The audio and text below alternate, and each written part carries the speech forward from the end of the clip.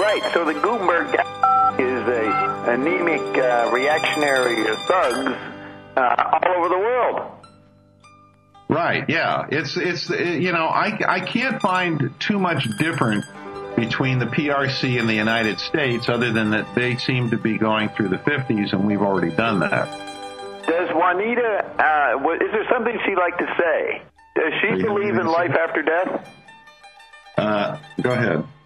No, she's holding back. But we had a discussion about this the other day. The Chinese are now reinvigorating their ancestor worship practices, which are pretty well grounded here in Asia. Everywhere you go, there's ancestor worship. And we were talking about this, how, and she said to me, wait a minute, you mean in the West, if you pray to God, you're considered sane, but if you pray to grandma, you're crazy?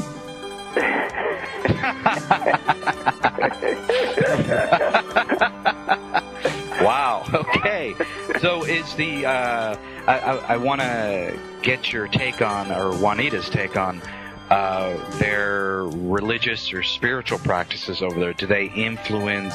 How influential over there is it? Like, we have the Bible Belt here, and how influential is their religious or spiritual practices in China?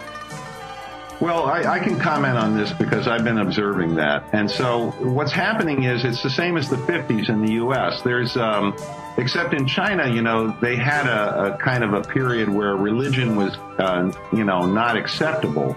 But now everybody in China is looking back to religious practices. In fact, the largest Tibetan Buddhist monastery that I know of is outside of Tibet, is in downtown Beijing.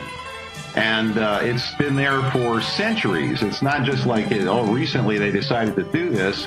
It's been there for 200-300 years. And it's continuous. And it's a Tibetan Buddhist monastery with Tibetans and Mongolians as being the main group of monks. And they're rediscovering Buddhism and ancestor worship, and they're also going back and looking at the ancient texts, the Tao Te Ching and the I Ching. And in fact, most of them are blown away that I, a Westerner, have read their texts. They completely are knocked out by the fact that I know something about their culture.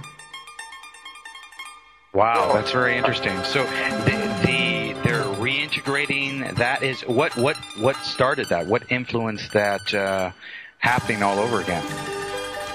Well, it's the lack of government intervention and their own desire to connect with something deeper than just the superficial prosperity that they're going through right now.